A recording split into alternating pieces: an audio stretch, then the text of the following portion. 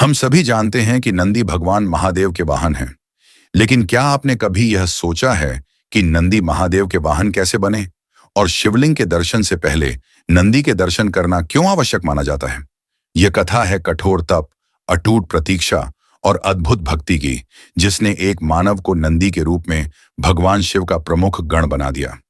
आर्षि शिलाद एक महान तपस्वी थे, लेकिन उन्हें संतान सुख प्राप्त नहीं था। संतान प्राप्ति के लिए आर्षि शिलाद ने भगवान महादेव की घोर तपस्या की। उनकी तपस्या से प्रसन्न होकर महादेव प्रकट हुए और वरदान मांगने को कहा। ऋषि शिलाद ने एक ऐसे पुत्र का वरदान मांगा जो अयोनिज हो, अर्थात माता के गर्भ से उत्पन्न न हुआ हो, और जो स्वयं भगवान शिव का अंश हो। भगवान शिव ने उन्हें यह वरदान प्रदान किया।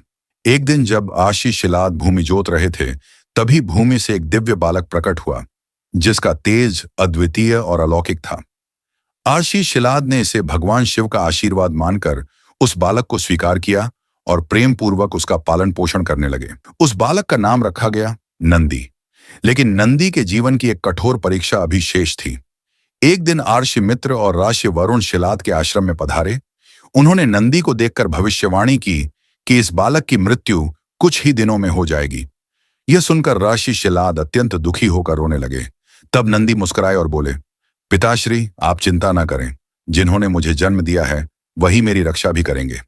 इसके बाद नंदी भगवान शिव की कठोर तपस्या में लीन हो गए। उनकी तपस्या इतनी प्रचंड थी कि संपूर्ण सृष्टि उनके तेज से कंपित होने लगी। नंदी की तपस्या से प्रसन्न होकर भगवान महादेव स्वयं वहां प्रकट हुए और उनसे वरदान मांगने को कहा। लेकिन नंदी ने न तो अमृत मांगा, न ही किसी सिद्धि की कामना की। उन्होंने केवल इतना कहा, हे महादेव, मैं सदा आपके समीप रहना चाहता हूं और आपकी भक्ति में लीन रहना चाहता हूं। नंदी की यह निष्काम भक्ति देखकर भगवान शिव अत्यंत प्रसन्न हुए। महादेव ने उन्हें वरदान दिया कि तुम अमर रहोगे।